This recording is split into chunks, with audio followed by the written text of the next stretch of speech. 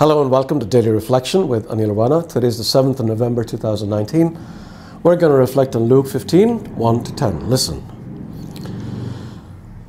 Now all the tax collectors and sinners were coming near to listen to Jesus. And the Pharisees and the scribes were grumbling and saying, "This fellow welcomes sinners and eats with them." So he told them this parable.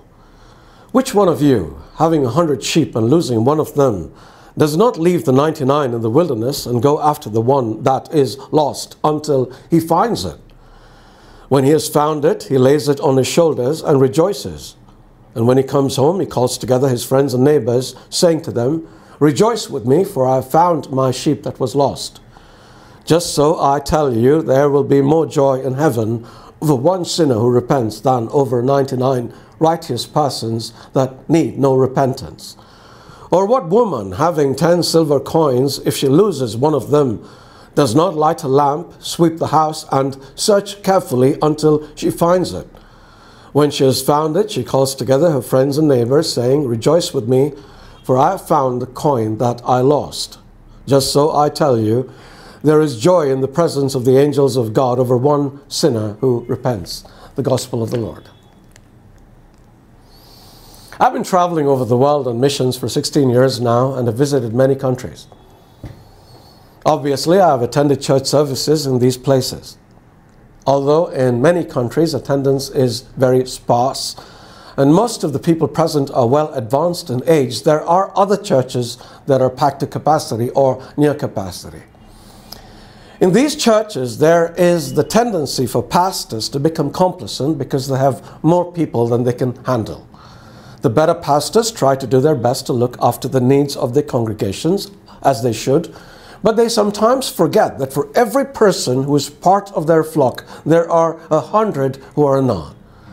Don't they have a responsibility towards them? Of course they do. But given they are already overburdened with so many people to look after, not to mention the administrative duties, which are considerable, how can they reach out to these lost sheep? To those who seldom attend church, if at all. To the spouses and children of those who attend but remain at home. To those who have stopped coming. To those who don't know Jesus. That is the primary task of the church, isn't it? To seek out the lost. The priests who care about these lost sheep are beginning to realize they can't do this on their own any longer. There are too few of them. They need help, and lots of it. And this can come only from the laity who are properly educated in the faith and have a genuine relationship with Jesus. More and more priests are inviting us into their parishes to conduct our schools of discipleship, and at present count we have 133 schools in 14 countries. Brazil, where I am now, should see both the numbers increase. But what astounds me is that there are those within the church who would try to stop this from happening.